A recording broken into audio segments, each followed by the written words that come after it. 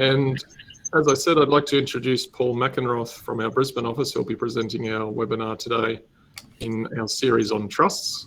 This is the third of the series on trusts that we're presenting on, and it's going to be discussing changing trust structures, as well as further increasing the asset protection offered by trusts. Paul works, as I mentioned, out of our Brisbane office, predominantly servicing clients in Queensland, throughout Queensland. He's got particular interest in family succession and estate planning and asset protection matters, but also works across all areas of the firm that the firm works in. I think you'll find you'll get a lot from his presentation, and without any further from me, I'll hand over to Paul to start. Thanks, Adrian, and welcome everyone. Welcome back to those who regularly attend. Any newcomers, we encourage you to get involved and throw in some questions. Adrian will jump in at the right time, as he said, but we'd encourage whatever questions you have. So today's agenda is really twofold. We're going to look at strategies for changing trust structures. So if your clients are unhappy with their structure or they're looking for a change, we're going to look at ways we can move away from a trust as an operating entity, predominantly moving to a company, but also some different variant or a different variant for those in Queensland and WA, which produces a similar result with lower taxes. And we're going to look at asset protection for trusts. And we're going to talk about it today. We've spoken a lot in recent times about asset protection for individuals and entities, including trusts. We're going to take some of our earlier sessions on the secured debt process for trusts, and we're going to combine it with a client's estate planning objectives. So using those two objectives being their estate plan, but also their need for asset protection. And we're going to combine them into one scenario where we can help our client achieve both objectives. Some of the reasons our clients might want to move out of a trust structure is potential changes, or even just the regular headache of dealing with compliance with Division 7A with trusts. So every year we have a discussion with our clients about putting in place Division 7A loan agreements, where the trust might have distributed to a corporate beneficiary, and maybe they're sick and tired of that arrangement each year. Maybe it's just to simplify their life a little bit in allowing a company to retain its earnings rather than having those distributions year on year. And also with the introduction of lower tax rates, as we get lower and lower, there will be a push for some clients to move to a company structure merely so they can access that lower tax rate.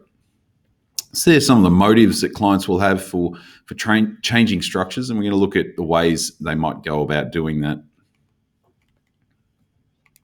Oh, there we go. Sorry, my button's not working as well as it should.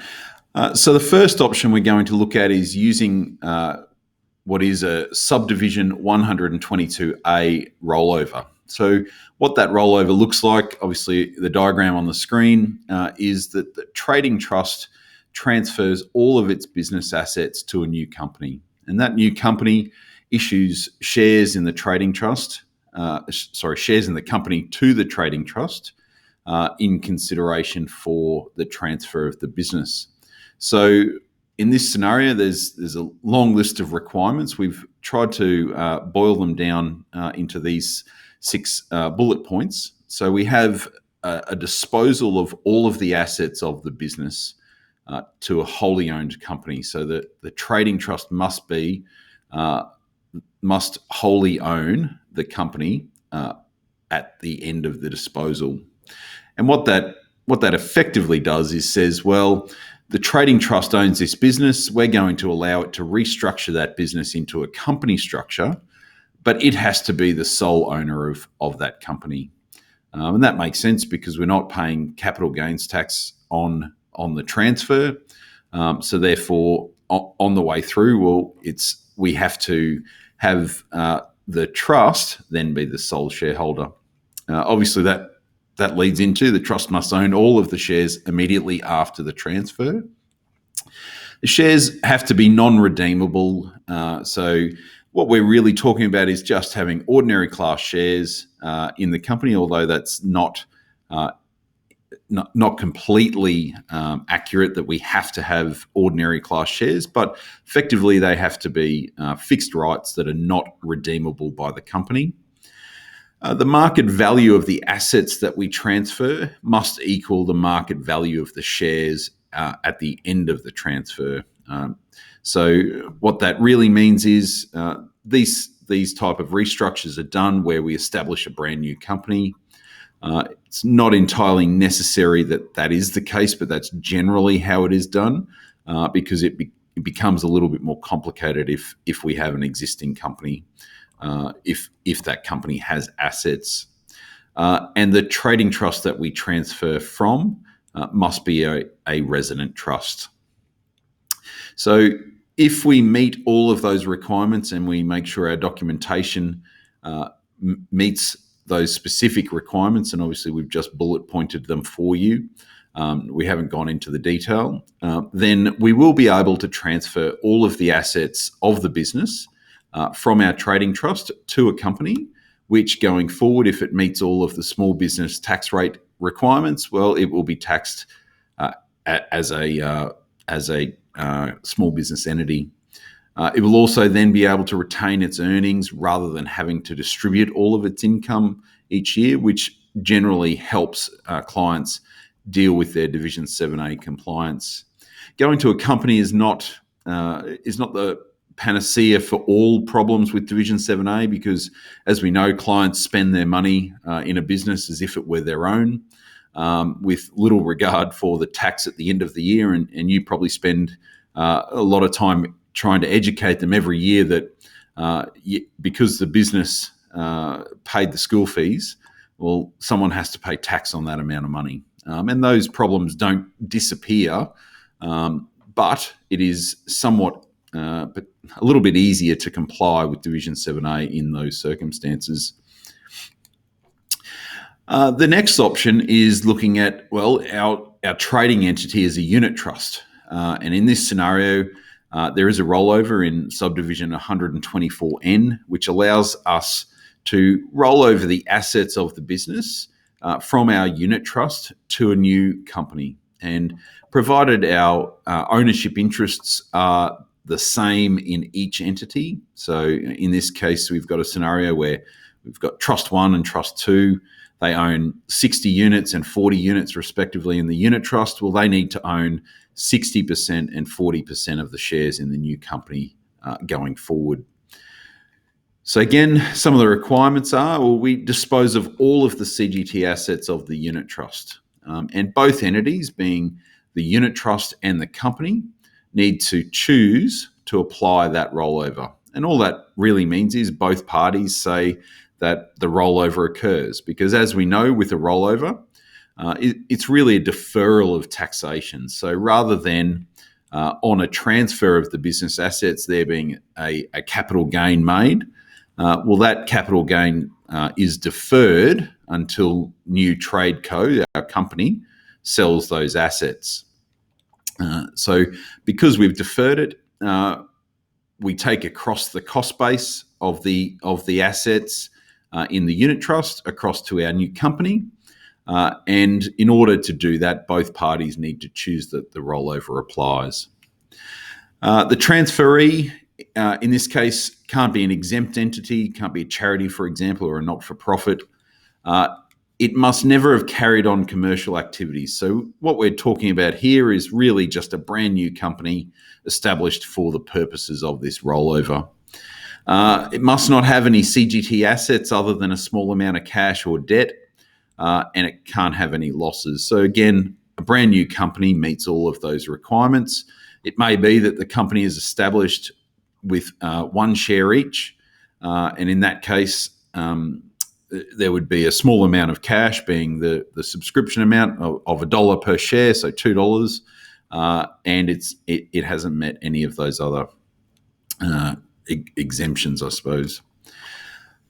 So the other requirements are just after the transfer is done, each owner in the unit trust must own shares in the company in the same proportions they held in the unit trust. So as I explained, that 60-40, well, they need to, those proportions need to carry across from the unit trust to the new company. And the market value of the shares must be substantially the same. So the market value will be substantially the same because of those other requirements, that it mustn't have traded.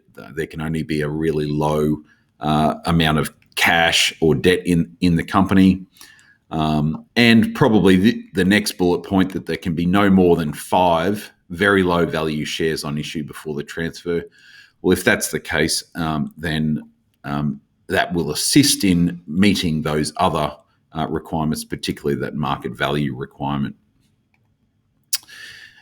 So the third option we're going to talk about is a sale of the business.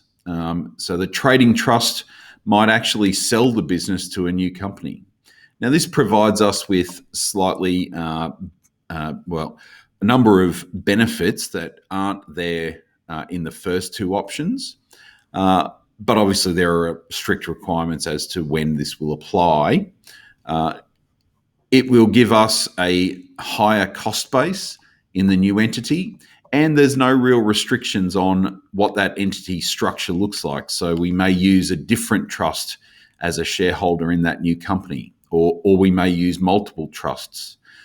So we can really be a bit more flexible in how we structure that new company that's going to buy the asset from the trading trust. So in this case, we are trying to utilise the small business CGT concessions to hopefully either significantly reduce or even eliminate any capital gains tax that might be payable on the transfer of that business. So in this case, the sale price would be the market value of the business. Even if we didn't make it the market value substitution rule would kick in and increase the consideration, or the tax capital proceeds is probably the correct term, would increase the capital proceeds upon which the tax would be levied to the market value anyway. But what we do in this scenario, depending on the purchase price, is we defer the payment of that consideration until some later point. And oftentimes it will be at call, or maybe it's connected to a future sale of the business by the company. So there will be an outstanding liability between the company and the trust that is payable in the future. So using, I guess, this option of selling the business at market value is designed to use the small business concessions. Obviously, we know that we need to meet the basic conditions to then allow us to get into the where the small business concessions does its work, and that is the the other part, I guess, the substantive parts that actually reduce the tax. So provided we meet those basic conditions, the $6 million net asset test or $2 million turnover test, and that the assets are active assets, provided we meet those basic conditions, well, then we should be able to reduce our capital gain significantly. And in a trust structure where we might have mum and dad as the principals of that trust, or primary beneficiaries of that trust, we should be able to reduce a capital gain of $4 million to a situation where no tax is payable on that amount. And we do that by, if we meet all of those basic conditions, our $4 million capital gain is reduced by 50% using the general CGT discount. So we've got $2 million left to deal with. We then use the active asset reduction, or small business 50, I keep using the old language, the small business 50% reduction to reduce our capital gain from $2 million to $1 million. And in this case, we would use the retirement exemption, provided obviously that they're willing to put that money into superannuation at some point. And I say at some point because the retirement exemption has a I was going to say a slight quirk, but I don't think it is a quirk. It's designed for a good reason. But what it says is that you don't need to put that money into superannuation until the later of two events. One is when you make the election to apply the retirement exemption. So there's a written election you need to fill out, and just filling out your tax returns won't be sufficient. So that date, and generally that will be before your tax return is submitted in that year, or the date you receive the money. So if I go back to, it's the later of the date of the election or the date you received the money. And if we go back to our earlier slide where we say, well, the money that is coming for the payment, for the transfer of the business is deferred until a later time. So we can wait until we receive our payment of the consideration under the business sale to put that money into superannuation. And depending on when that money is actually paid, and that will depend on how successful the business is in the company and when it's able to make that payment or whether it wants to, then we decide whether we need to put that money into superannuation or whether we can retain it based on our age at that time. The other option for some clients will be to use the rollover concession, and sometimes they might use a rollover concession where they're close to that 55-year cutoff and defer, I guess, their requirement to pay tax on that left, the $500,000 per person that's left for 2 years, and then elect the retirement exemption at that time. If they were over 55, they would be able to keep that money if it were paid through.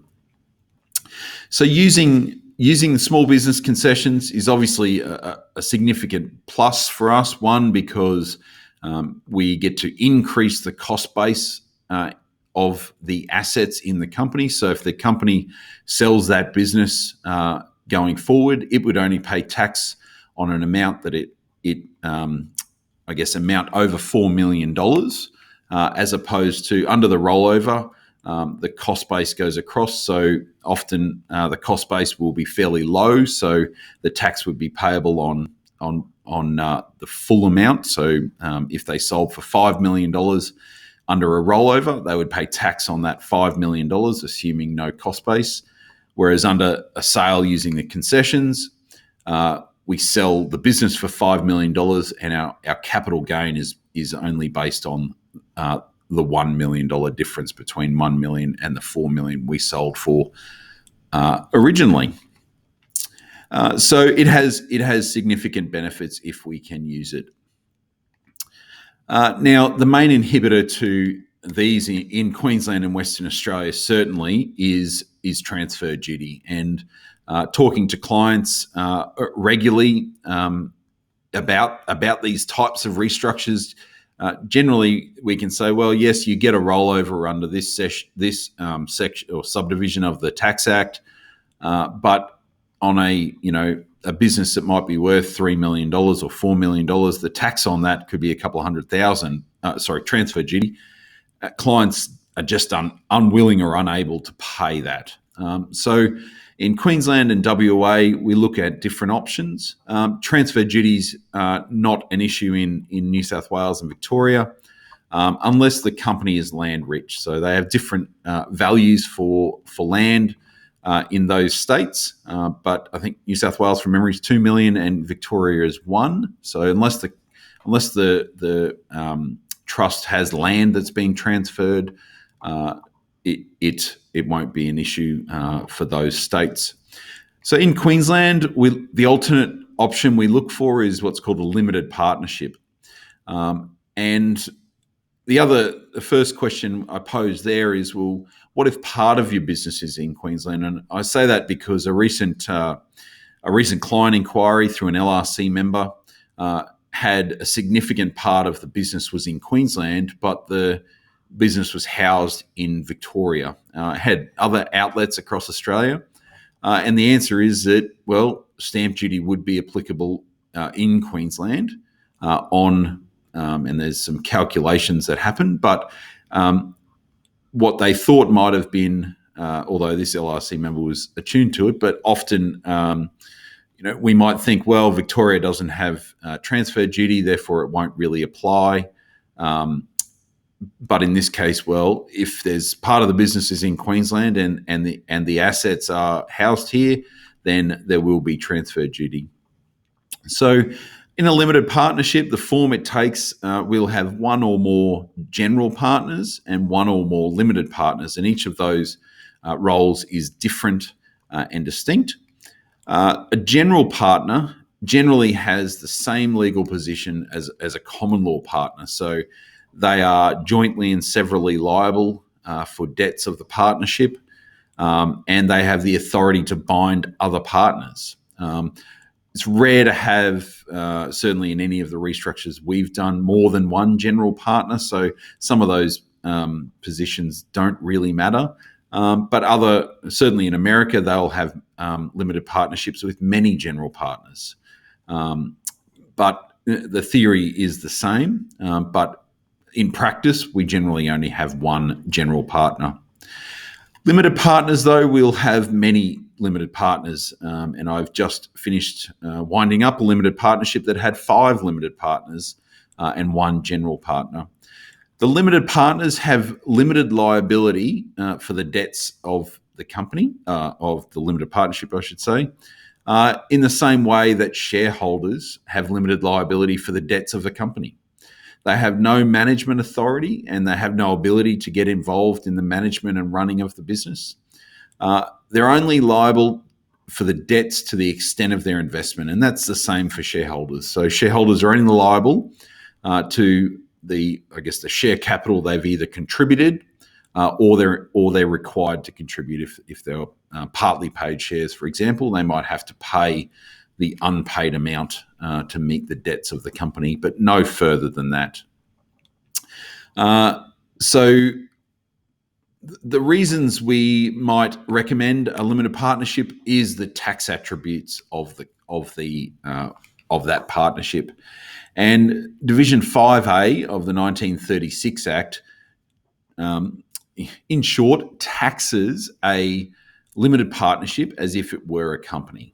Okay, so Section 94J and all the others, it says, well, a company, so where that term company is used in the legislation, it includes a corporate limited partnership. So therefore, a dividend equals a partnership distribution. So if we have a partnership distribution, it's treated as if it were a dividend under the tax laws. Again, drawings, they're dividends.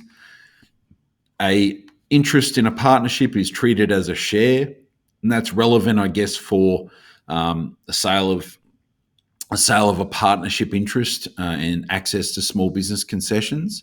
So the newish rules, they've been in a little while now, in relation to how shares, the concessions are worked out in relation to a sale of shares. Well, that would apply to a sale of a partnership interest. A partner in a limited partnership is treated as a shareholder, and you can see the others there. So changes in terms of loss of continuity, those will apply, and loss provisions in terms of voting power not being relevant, well, they will apply as well. So how we would go about converting to a limited partnership in this case, we've got a trust which has a corporate trustee of a profitable business. They are consistently having to distribute profit to or income distributions to a corporate beneficiary, and were sick and tired with not understanding the Division 7A consequences of that. So what they would do to restructure their business is transfer a 1% interest in the business and every asset of the business to a new company called Carl Management. And those two entities, being Carl Management and the Carl Trust, would form a partnership called the Carl Limited Partnership, and they would register that partnership on the State Register of Limited Partnerships. And once that partnership was registered, that partnership would be treated as a company for tax purposes. The tax cost on the transfer, we obviously do have a transfer of a 1% interest in all the business assets. So we would pay capital gains tax on that 1%, and we would pay stamp duty on 1% of the market value. That significantly reduces both CGT and obviously stamp duty costs. And we've done transfers, we've done limited partnerships for businesses worth $50 million. And when it came through the business valuation, I did have a mini heart attack before I remembered we only pay stamp duty on 1%. And the stamp duty on that was a couple of $1,000s. So very, very easily managed on a very large business. So in summary, in terms of going from a trust structure to a company structure or a company-like structure, there's a number of different rollovers, and we've only touched on two here today. They are primarily the main two that we would use in these circumstances. And I would probably prioritise the use of small business concessions if they're available, just because there is some added benefits there in terms of increasing the cost base of our assets. But if they're not available, then a rollover will be of assistance.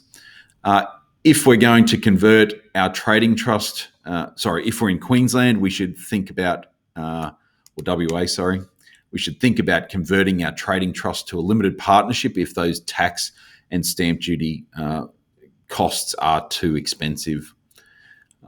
So again, there are lots of options for our clients who want to change structure and convert to a new structure. We just need to tailor it to the one that suits us. Hi, Paul. Before you get into the next section, just a question on small business concessions in respect of the small business retirement exemption. And the question is, you can effectively defer having to deal with gain indefinitely by deferring payment. Any chance of Part 4A applying, for example, where there is a sale from father to son at market value under a succession planning strategy? So in terms of the deferral, no, I don't think so. One of the sections in Part 4A does say, although the Commissioner doesn't always like this, but the legislation does say, the Part 4A doesn't apply where you choose make a choice that is available to you in the legislation. So all of those concessions are choices available to the taxpayer. So we would say, well, the choice to exercise the retirement relief is a choice available to us. Therefore, the exception to Part 4A applying is invoked, and therefore Part 4A doesn't apply to that transaction. We've done many of those in that same scenario, whether it be for estate planning objectives of passing the business to children. We've never had Part 4A come up as an issue.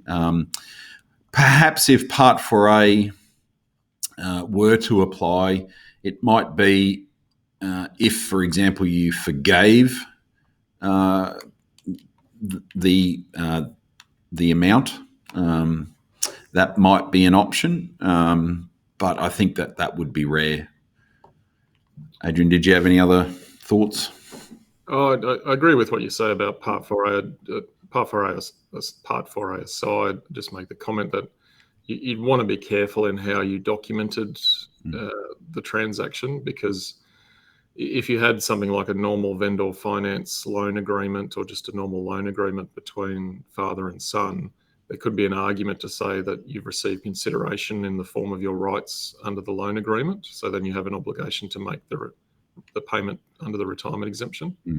But aside from that, just need to be careful in documenting it. So I'll throw it back to you, Paul. Yep. Thanks, Adrian.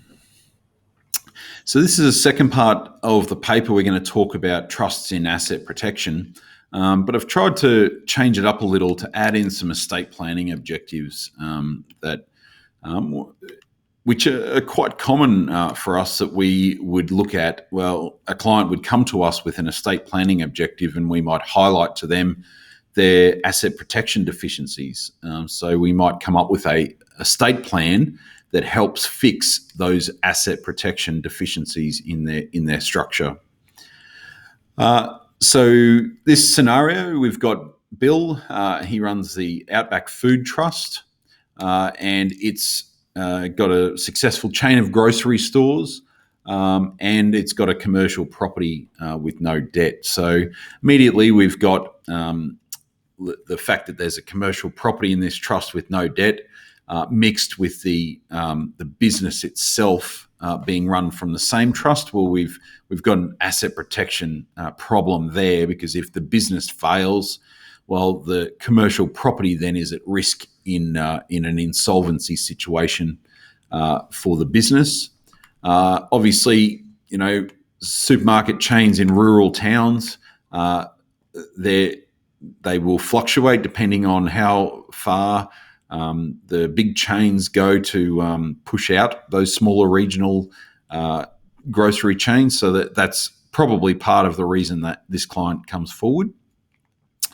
But obviously there were some dual objectives. The client wanted to put forward an estate plan that effectively protected his 3 children in this case from future issues, and each of their children has different or he has concerns about different aspects of the child, but also they're concerned about major supermarkets coming through those towns, setting up and driving down prices in effect to limit that competition.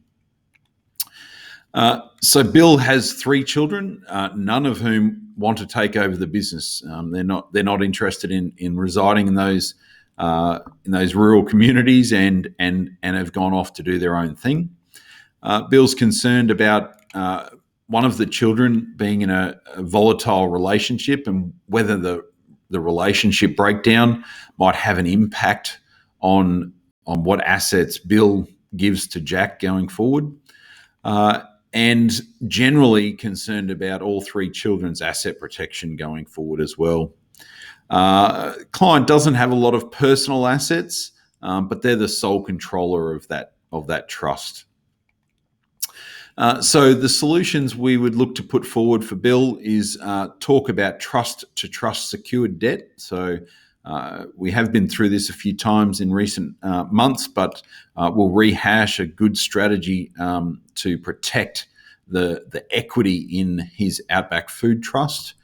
And we're going to use that in his estate plan by having a will that makes gifts to some new trusts that we established as a part of that secured debt process.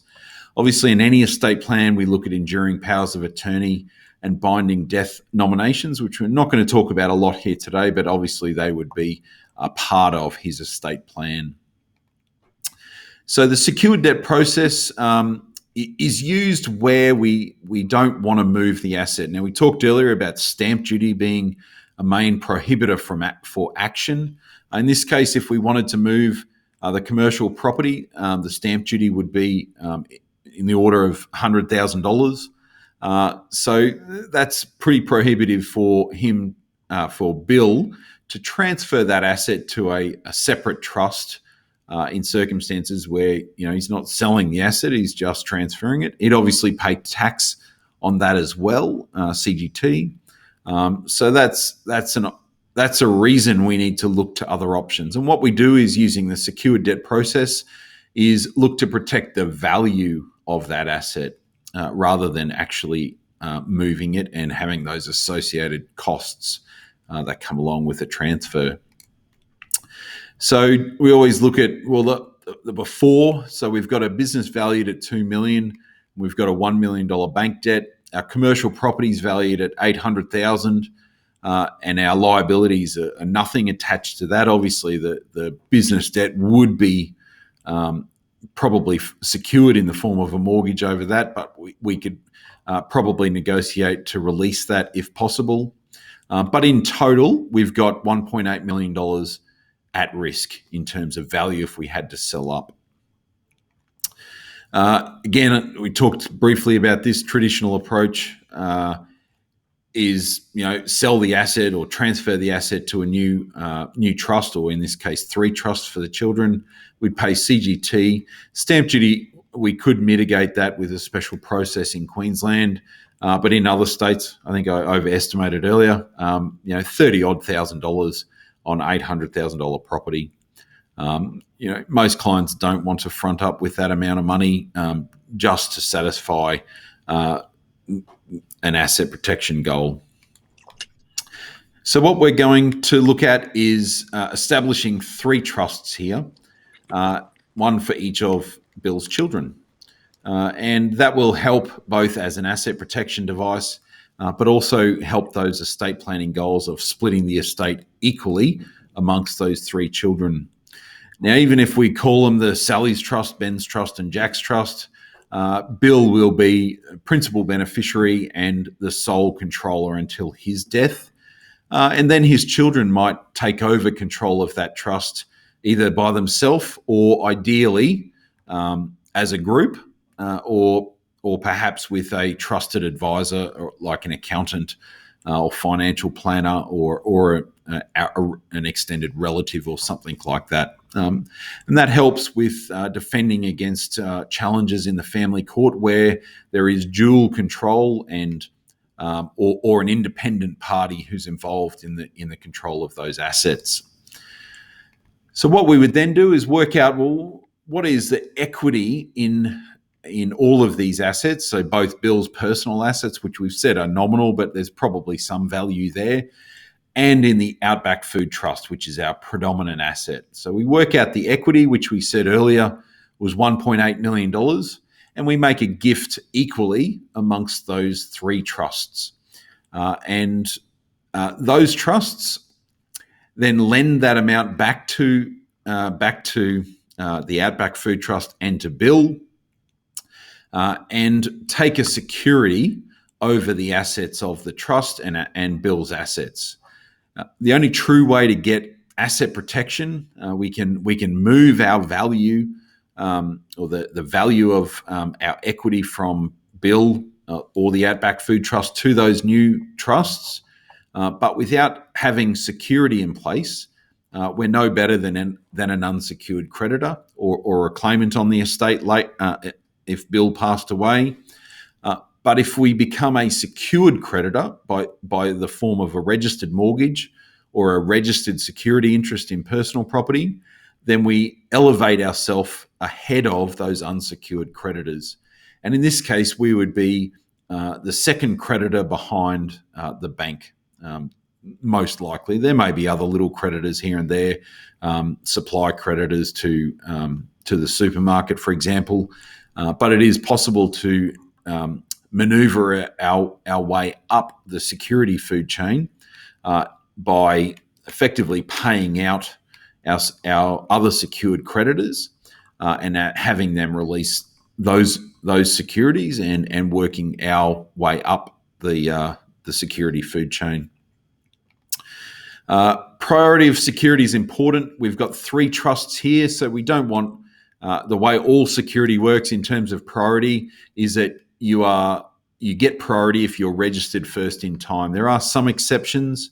One is what's called a PIMSI in the language of the Personal Property Security Act, and they are special types of security that can be granted. Leases under the PPSR regime get a super priority, or you can have by agreement. So in this case, we would have 3 securities, one for each of the 3 trusts, and they would be registered. They can't be registered at the same time. That's impossible. So they would be registered one after the other, but they can by agreement say that we have equal priority amongst each other. So in that way, no child gets priority access to some of this money ahead of the other children. And as I said earlier, we want to make sure that we're as high up that security food chain as we can ahead of other secured creditors, and we would help to maneuver that over time. There are some rules about when you need to put these in place. They need to be in place at least 6 months prior to an insolvency event, so that they don't effectively get disregarded in an insolvency scenario. And there are strict timeframes in terms of when you need to put them on the register. So we need to be mindful of if we've got a secured security, we need to make sure it is registered in time. Step 4 in this plan is put in place the will. And what we would do in this case is we would make a gift of all of Bill's personal assets to the three trusts that we established in equal proportions. And that way, they each take on control of their own trust with some co-controllers, and they each get a third of Bill's estate. We would then look at doing a deed of successor principal or appointer in relation to the Outback Food Trust, so that we put the 3 children in charge of that trust when Bill passes away. And in that case, if none of them are interested in taking on that business, they might look to sell, and they would pay out the loans that are owed to those 3 trusts established, and each of them would get their third of the proceeds of that sale. We'd look at putting enduring powers of attorney in place, obviously depending on what the circumstances are and what Bill, who he wanted to put in control of those different powers, and binding death benefit nominations. We would generally opt for making it in favour of the estate, and the estate there is loosely termed. We know that after a number of cases, we know we need to make sure it's worded really, really well, so that the case says that there's a particular wording that needs to be put in place, that we're paying it in favour of the legal personal representative. Or we might even consider direct payments to the children. Now, obviously, that has asset protection downsides, but there may be some benefits to that depending on the circumstances. So when we look at the asset protection that we've put in place, the business liabilities have gone up by $1 million, and the commercial property liabilities have gone up by $800,000 by making that gift and loan back to the Outback Food Trust. We've protected those by increasing the liabilities, but obviously those liabilities are owed to 3 trusts that Bill controls. Obviously, at risk is the growth in equity only. So if the properties grow in value or the business grows in value, well, that will be at risk in a liquidation setting. But we can protect that growth by further gifts and loans down the track. Again, it does depend on how high we can be in terms of security. So if we're the first secured creditor, well, we get access to the full amount going forward. There are clawbacks in any insolvency scenario, which we will consider briefly. So we need to make sure that the clients are aware of those. But these are the considerations in terms of those gifts. The trustee powers, whether they have the power to do all of these things, the validity of gifts, those statutory clawbacks, Division 7A, and again, security. So in this case, we need to make sure that the trustee has the power to revalue its assets and allocate the capital to an asset revaluation reserve, and has the power to make a capital distribution, which is essentially a gift, to those other trusts. One that's probably not there is we need to make sure those trusts are a beneficiary, which is certainly required, and the power to give security. The validity of a gift, if we've got a corporate trustee, we need to consider this. One, does the trustee allow us to make a gift or capital distribution? Then look at the Corporations Act, whether the company can do that, because the company is the legal owner of the assets. So it's always wise to look at the Corporations Act. That section there, 124, says that the company can do anything an individual can do. So if an individual can do it, than a company can. Probably not as relevant for trusts in this scenario because we would be using a capital distribution power in the trust deed, but certainly it is possible. Clawbacks, if we're making uncommercial transactions, which this probably would be in an insolvency setting, we need to make sure that we look at the various clawbacks. But this scenario would not be an insolvent transaction or one that makes us insolvent. And we would make sure that we fit within that so that we're not making ourselves insolvent by doing this. There are some other clawbacks in relation to unreasonable director-related transactions. But again, if we're following the powers in the trust deed, then we should be safe in that territory. Timeframes, generally, we say for these sorts of transactions, clawbacks of about 2 years, unless we know there's that it's a transaction to defeat or defraud creditors. If that's the case, or someone says, "Oh, I'm about to be sued," most asset protection work we do will not be effective against that. It's not a reason not to do the work because you never know what happens with that creditor. They may fall into liquidation themselves and never come knocking on the door. It's not a reason not to do the asset protection work, but it is an explanation that the asset protection work might not be effective against that creditor. I'm mindful of the time, so I'll try to get through these quickly.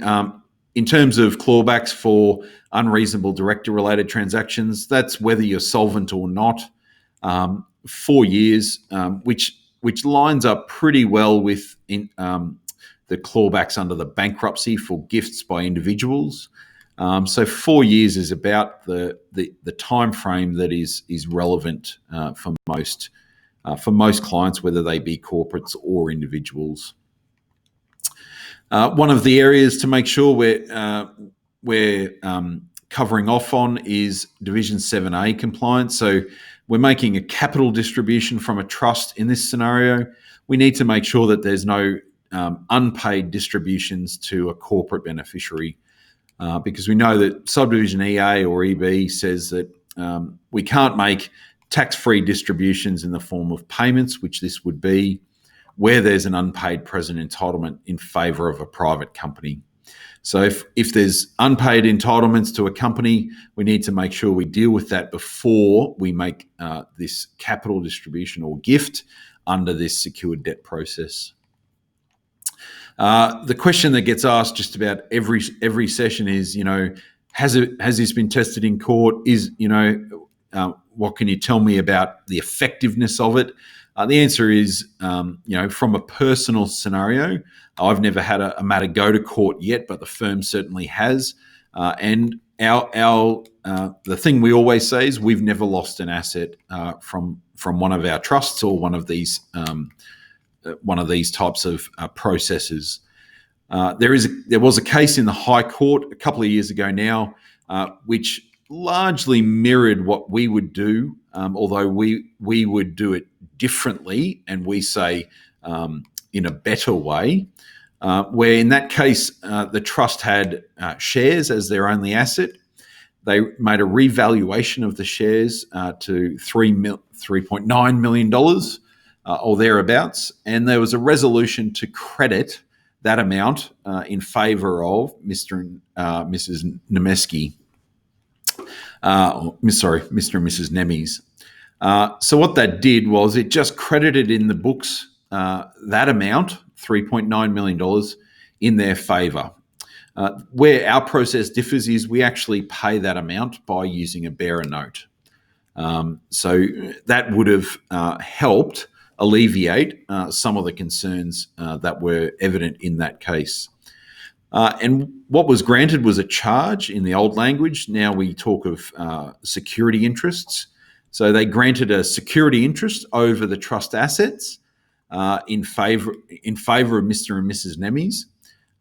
And what that did was it secured against those shares the payment of $3.9 million. Now what happened was the trust got the control of the trust was passed to the Fisher family, who thought they were getting this company worth 3.9, probably more. But what they got was a parcel of shares that were secured, and they owed $3.9 million back to the Nemes family. So what the upshot of that case was that it told us that this process is effective if implemented correctly. They could have done it a little bit cleaner and a little bit better, but because what the real fight in that case was about the wording of resolutions. If they had shown payment by using bearer notes, for example, and actually lending the amount back under loan agreements, we think that the case wouldn't have got to the High Court. But it's very helpful for clients to understand that, yes, these principles have been tested in the highest court and been held to be effective.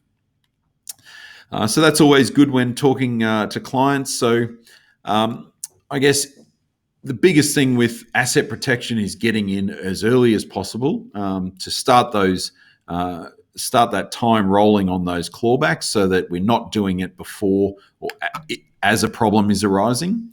But a properly implemented asset protection technique using this secured debt can reduce exposure to those commercial risks. And if there are deficiencies in insurances, it can help as the fallback position. We need to make sure that we're elevated to a secured creditor position rather than just being a general unsecured creditor. And by doing this process as opposed to transferring the asset, we reduce our costs associated with stamp duty and CGT and the like. As we've shown today, you can use it in an asset protection, but also estate planning process. And that's always good for clients as well. But again, need to get it done earlier to get the time rolling on those clawback periods. So that's my presentation for today. If there's any further questions, feel free to punch them through now, or we're happy to stand by for after the session. I do thank you for coming and listening to me. If you haven't seen our new website, please go over and check out. We've got all our videos from these sessions online. You'll be able to find them fairly nice and easily. And there's also what we're sending out to those registered is our solutions in action, which are little scenarios based on scenarios we help clients with, and they're kind of a nice shortened version of these in written form. So again, thank you, and if there's any other questions.